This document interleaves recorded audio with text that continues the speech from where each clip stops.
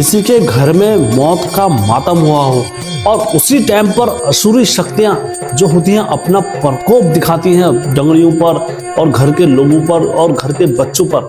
दोस्तों आज की कहानी में आपको यही देखने को मिलेगा कैसे केलापीर देवता और माता सुरकंडा ने अपने भक्त और अपने वंशजों की रक्षा करी इस कठिन घड़ी पर, और कैसे उनको पता नहीं लगा कि यार हमारे किस देवता ने हमें रक्षा करी और किस देवता ने हमें बचाया। आज की कहानी में आपको सुनने को मिलेगा। नमस्कार दोस्तों, मैं हिमचू पहाड़ी एक नई कहानी आप लोगों के समक्ष और लेकर आया हूं। यदि आज आप पहली बार मेरे चैनल पर आए हो या गलती से मेरे चैनल पर आए हो तो दोस्तों मैं आपसे ये नहीं कहूंगा मेरे चैनल को लाइक करें, सब्सक्राइब करें, शेयर करें। मैं आपसे सिर्फ इतनी रिक्वेस्ट करूंगा, कहानी पूरी देखिए। दोस्तों इसमें दिखाया जाता है उत्तराखंड के इमोशन को, उत्तराखंड की संस्कृति को, उत्तराखंड के लगाव और उत्तराखंड के कल्चर को बारे में आपको यहाँ पर सिखाया जाता है। कहानी पूरी देखने के बाद, और मैं आपसे रिक्वेस्ट भी यही करता हूं, कहानी पूरी देखें और पूरी देखने के बाद आपको वाकई में आपको लगेगा यार हिमचू पहाड़ी चैनल सही है और वाकई में हमें कुछ करना चाहिए अपनी संस्कृति के लिए और देव संस्कृति के लिए कुछ कार्य करने चाहिए। तो फिर दोस्तों मैं आपसे ईमानदारी से कहूंगा हिमचू पहाड़ी चैनल को लाइक भी करें, सब्सक्राइब भी करें, शेयर भी करें। दोस्तों हमेशा की तरह सत्य घटना में आगे बढ़ने से पहले चैनल का इंट्रो।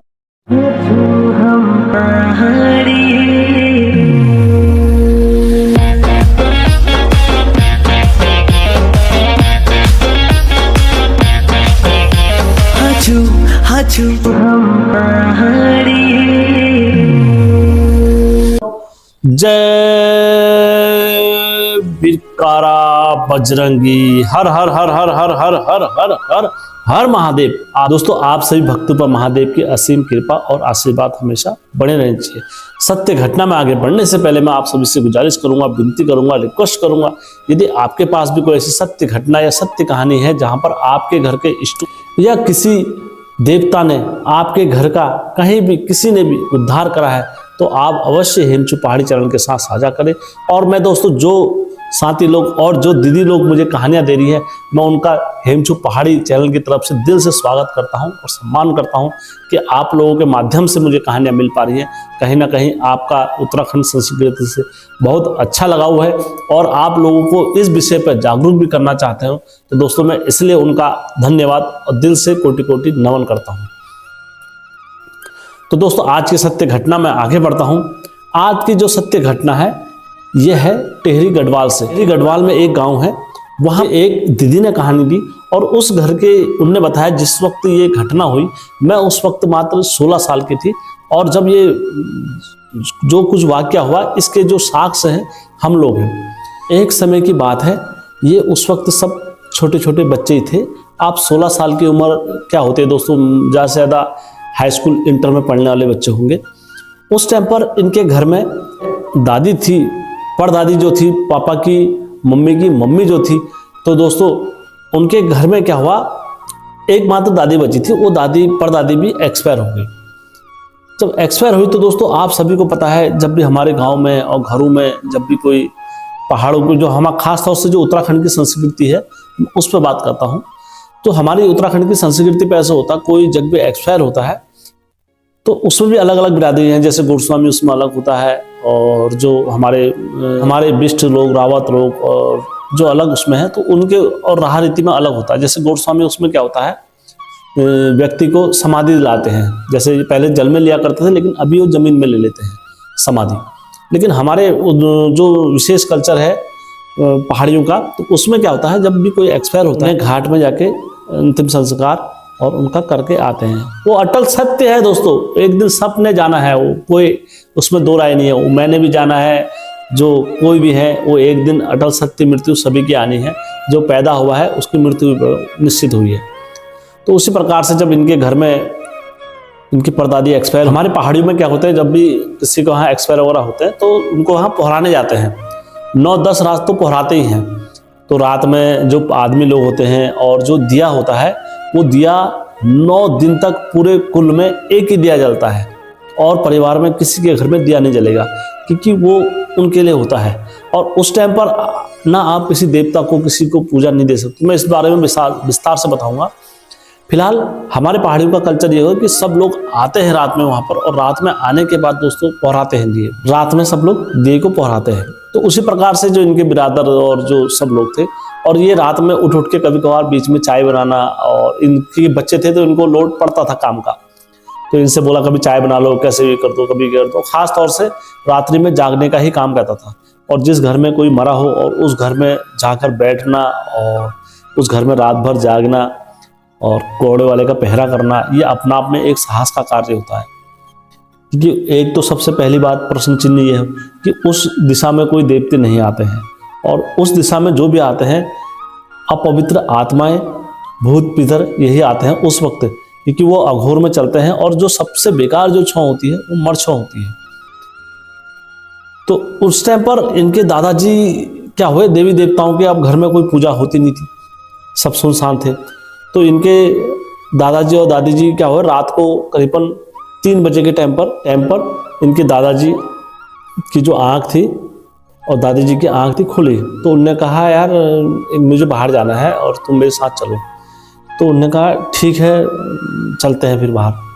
तो दादाजी और दादी जी इनकी बाहर गई, और हमारे पहाड़ों में जो शौचालय होते हैं वो घर के बगल पर ही नहीं होता। शहरों में तो ऐसा होता है कि बाहर जाना है तो अंदर ही अंदर जाके और आगे, लेकिन हमारे पहाड़ों में क्या होता है, जैसे शौचालय दूर होता है, हमारे पहाड़ में स्वच्छता का खास तौर से विशेष ध्यान रखा जाता है, घर से दूर करा जाता है सारी चीज़ें। तो उसी प्रकार से जो पता है दोस्तों, जब हम घर से पहाड़ रात में बाहर जाते हैं तो घर छोड़ के 2-4 कदम छोड़ के शौचालय में जाते हैं। तो उसी प्रकार से दादा और दादी किया, और इनका एक टॉर्च होता है बूढ़े बाडियों का, आप सभी को पता है। सुबह के टाइम संध्या धीरे धीरे परिवर्तन भी हो रही थी, और 4 बजे के टाइम पर पूरा जैसे उजाला हो जाता है। तो उसी प्रकार से इनका 3:15-3:20 की बात होगी, तो ये वहाँ पर गए बाहर को। तो दादाजी ने इनसे कहा तुम बाहर होके आओ, मैं थोड़ा गौर भैंसों को भी घास दे देता हूँ। तो दादाजी गौर भैंसों को, गाय भैंसों को अपने घास देने चले गए।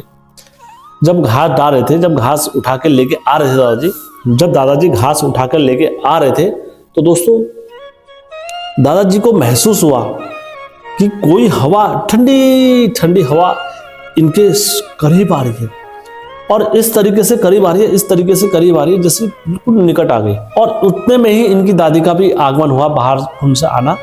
तो दादाजी को जब इन्हें देखा तो इनके क्या हो गए थे, हाथ पांव और सब क्या हो गए थे, हाव भाव बदल गए थे। टॉर्च जो था इनने वो फेंक दिया था उधर को, और दादाजी दादी को ऐसे घूर के देख रहे थे। दादी ने कहा ये क्या हो गया, ये क्या हो गया है, मेरे को क्यों देख रहे घूर के, मेरे को क्यों देख रहे। दादी जी ने सबको बुलाया, उन्होंने कहा क्या हो गया, क्या हो गया, क्या हो गया। दादाजी ने क्या कर दिया, इतनी देर में वहां से भाग गए, और भागे इस तरीके से दोस्तों जैसे एक पांव इस कदम पर और दूसरा पांव उस ढैया पर, जैसे बोलते ना बंदर त्यूड़ मारते हैं, या बड़ा एक आदमी चलता है कि पांव उसके लंबे लंबे कदमों के साथ। तो वहां से मतलब 4 किलोमीटर की दूरी पर भागीरथी नदी बहती है। तो इन्होंने कहां को दौड़ लगा दी, सीधा हमारे पहाड़ों में हम नदियां बोलते हैं, लेकिन हमारे पहाड़ों में घरों में और ये बोलते हैं गधिरा रोखड़ नदी बोलते हैं। तो उन्होंने कहा कि और स्थान पर लगा दी, भागीरथी नदी की ओर को दौड़ लगा दी, और इतनी तेजी से भाग रहे जैसे मानो कोई उन्हें वहां बुला रहा हो, इस टाइप से बिल्कुल तेजी से जाते हुए, और एक कदम वहां तो दूसरा कदम वहां। दादी डर गई, दादी ने कहा क्या होगा, क्या होगा, क्या होगा, क्या होगा, क्या होगा। दादी सबको बुलाया, उन्होंने कहा वो तो उधर को भाग गया। अब जिस घर में कोई मरा हो और उस घर में ऐसी हरकत हो रही हो, तो दोस्तों एक असंभव वाली बात हो जाती है कि ये क्या होने जा रहा है। तो सब दादी लोगों ने कहा अरे यार ये क्या हो गया, अब किस भगवान से कहे, भगवान से कहे, और किस भगवान से कहे, प्रभु आज हमारे इसकी रक्षा करो करके पुत्र की, क्योंकि वो तो छूत में थे, सब छूत में थे। तो जैसी इन सबके आंखों में आंसू, घर वालों के, और रोना, किल्लारी, बिचकारी सबके निकल गए। उन्होंने कहा यार हमारे पापा कहाँ गए, उन्होंने कहा दादाजी कहाँ गए, ये कहाँ गए। तो उन्होंने कहा कोई बुला के लेकर आ जाओ, उन्होंने कोई बुला के लेकर आ जाओ, कोई बुला के लेकर आ जाओ, दादाजी को लेकर आ जाओ, कोई लेकर आ जाओ। तो कौन जाए रात में, क्योंकि पहाड़ का रास्ता हो, सब गए तो सही, लेकिन सब भागे रास्ते रास्ते, लेकिन ये भाग रहे थे कहाँ से, खेतों खेत भाग रहे थे। तो दोस्तों मुश्किल से ये 2 या 3 किलोमीटर गए होंगे, वहां 1 किलोमीटर इनका रह गया होगा, जहां से भागीरथी नदी ने अपनी पानी की लहरों की कलकलाट देना स्टार्ट कर दिया था। तो जैसे ये वहां पर पहुंचे और इनके घर वालों ने सबने विनती करी, तो दोस्तों उस इलाके के जो क्षेत्रपाल जो कहलाए जाते थे वो कैलापीड़ देवता कहलाए जाते थे। कैलापीड़ देवता और माता सुरखंडा जो हुई उनके अगवानी वीर कहलाए जाते हैं। तो माता सुरखंडा ने जैसी ये खबर पहुंची, अब भैया माता तो सबकी बात सुनती है, सबकी रहा रीति सबकी बात सुनती है, तो तुरंत एक वृद्ध शख्स जो इनके ताऊ थे, जो लड़की के ताऊ थे, वो भी वृद्ध आदमी थे इनके पड़ोस में। दोस्तों रात्रि के समय 3:20 के आसपास करीबन ये हादसा हुआ होगा। तो उस वक्त इनका एक पड़ोसी वृद्ध आदमी एक लाठी लेके वहां पर कहां पर खड़े हो गए, वहां इसके मार्ग में। और जैसे इनके मार्ग में वो लाठी लेकर और अपनी टोपी पहनकर खड़े हो गए इनके पड़ोसी, तो दोस्तों ये उनको देखा तो ये उनको धक्का मार रहे हैं, हट जाओ, मुझे जाने दो, मुझे जाने दो, मुझे जाने दो। तो उन्होंने देखा यार ये क्या है, आखिर ये क्यों इसको खींच रहा है नदी की ओर को, क्या हो सकता है इसमें। तो दोस्तों जब ये बात हुई तो उन्होंने इसके कान पर एक चपेट मारा खींच के, होश में आ। तो वो तब भी होश में नहीं आया, तब भी वो नहीं कह रहा मुझे जाने दो, मुझे जाने दो, मुझे जाने दो। तो दोस्तों फिर लगाया एक चपेट और खींच के इन्हें। तो जैसे ही ये मानो कुंभकर्ण सदियों की नींद से उठ रहा हो, तो इस तरीके से इनकी आंख से एकदम खुली। इन्होंने कहा हाँ चाचा, अरे चाचा तुम, चाचा तुम, चाचा तुम। उन्होंने कहा तू कहाँ जा रहा है इतनी रात को, तेरे घर में छुमा हो रखी है, मर छा हो रखी है, और मेरे को आना पड़ गया, तेरे को होश नहीं है। उन्होंने चाचा मैं तो पता नहीं, मेरे को तो पता नहीं क्या हो गया था, मैं तो गधरे को जा रहा था, मैं नहाने के लिए जा रहा था कि सुबह 4 बज रखे, मैं नहा के आता हूं करके। उन्होंने अच्छा नहाने जा रहा था। उन्होंने कहा ठीक है तू घर चल, सुबह को मिलता हूं मैं तुझसे, 4 बजे चलते हैं सुबह नहाने अगले दिन। इन्होंने कहा ठीक है।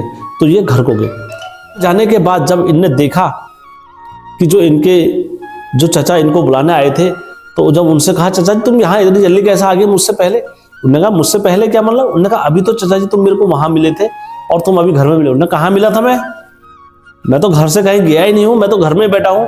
ये आश्चर्यजनक बात हो गई सबके लिए वहां पर। तो उन्होंने कहा चलो ठीक है यार, अब जैसे तैसे करके। तो अगले दिन से क्या करा, जो मृत व्यक्ति के वहां जब पहरा दे रहे थे सब लोग, अगले दिन गांव के और लोग भी आ गए वहां पर, और सभी लोग वहां पर सख्ती से पहरा देने लग गए, क्योंकि बाहर से आग जलाना और वहां पर लोग बैठे रहे इधर उधर से, ताकि कोई रात में सोए ना, और ताकि रात में कोई सोए ना और दुराचार शक्ति ऐसे माहौल पर हावी ना हो, ये भाव के कारण सब वहां पर बैठ गए। तो ये सारा चीज का जो होता है कार्यक्रम 13वीं होती है, 13वीं के बाद पीपल पानी वगैरह, पीपल पानी में सब भरते हैं। उसके बाद इनके घर में सब सुखी शांति। 45 दिन के बाद इनने क्या करा, अपनी यात्रा और जागर वगैरह में जैसे कहीं बैठना आना सुन ले। मैं तो अभी कोई इतना शुभ कार्य नहीं हो रहा था, तो ये दूसरे गाँव में गए एक दिन, और वहां पर जागर लगी थी, पूजा दरबार लगा था माता सुरखंडा का। तो सुरखंडा माता के दरबार में गए। अब वहां पर गए तो वहां पर बैठे, थोड़ी देर बैठे तो सुरखंडा माता ने इनको बुला दिया आगे को, आओ करके, इधर को आओ पुत्र। जैसे ये वहां पर पहुंचने के बाद इनने हाथ जोड़े और अपना कहा माता रानी जी अपना आशीर्वाद रखना। उन्हें बिगड़ आशीर्वाद के हो रखा है तू ऐसा, क्या तेरे पे माता का आशीर्वाद नहीं है, क्या कहना चाहता है मुझे स्पष्ट बता। तो उन्होंने कहा माता जी मैं तो वैसे कह रहा हूं, आशीर्वाद रखना अपना, दया दृष्टि रखना, हम तुम्हारे बच्चे हैं। उन्होंने कहा बेटा आशीर्वाद ही रखा है मैंने, तब जाके तू आज बचा हुआ है। उन्होंने अच्छा माता जी। उन्होंने कैसे माता जी आप मुझे बताओ। उन्होंने कहा भूल गया तेरे घर में 4 दिन नहीं हुए थे मरे हुए, और तेरे को ले जाने वाला काल तेरे सर पे बैठ गया था। याद कर वो दृश्य को, जब तू रात के 3 बजे तू भाग रहा था। उन्होंने कहा हाँ मेरे को याद है। तो उन्होंने कहा जब तेरे घर वाले थक हार के हारमान हो गए थे, तो उस टाइम पर उन्होंने जगत माता सुरखंडा को याद करा था, और जैसे ही उन्होंने मुझे याद करा, मैंने अपने अगवानी वीर कैलापीड़ को भेजा था वहां पर। क्यों, तूने तो घर जाके ही तेरे को पता। दोस्तों मैं थोड़ा कहानी में अरे तेरे मेरे लगाता हूँ, क्योंकि कहानी के अनुसार लगाता हूँ। एक आम और हमारे बीच का जो मध्यस्थता होती है, मैं उसको संबंध व्यापित करता हूँ, तो इसलिए आप अन्यथा मत लेना इस चीज को। तो दोस्तों उन्होंने कहा तेरे को इतनी होश नहीं थी कि मैं रात को कहाँ जा रहा हूँ, क्या जा रहा हूँ, और जिसके घर में गया वो तो गया ही नहीं था कहीं बाहर। तो समझा नहीं किसका चमत्कार है, किसकी कृपा है, किसकी दया दृष्टि है। तब जाके उन्होंने कहा माता जी मैं समझ गया, माता रानी तुम करुणामयी हो, तुम करुणा अवतारी हो, तुम दया निधान हो। सुरखंडा माता की महिमा अपरंपार है, मैं अपने मुख से क्या व्याख्या करूं सुरखंडा माता की। तो दोस्तों इस तरीके से सुरखंडा माता ने उनकी आंखें खोली, और जिस भ्रम में वो जी रहे थे तो उनको लगा कि यार वाक्य में माता जगत जननी है, और माता किससे आगे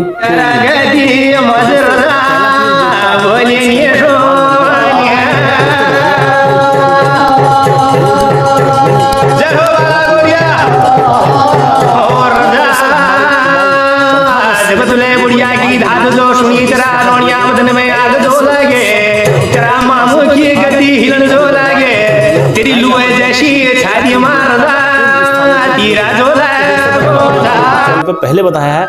और ऐसी लीला और ऐसे चमत्कार हमारे उत्तराखंड में कई ऐसे देवी देवता हैं जो अक्सर अपने भक्तों की रक्षा और अपनी मान मर्यादा देवताओं के साथ और पुरुषों के साथ और महिलाओं के साथ हर हमेशा बनाए रख। दोस्तों यदि कहानी अच्छी लगी होगी तो हेमचू पहाड़ी को लाइक, सब्सक्राइब और शेयर करना कभी मत भूलना, क्योंकि हेमचू पहाड़ी चैनल आपका अपना चैनल है दोस्तों। धन्यवाद।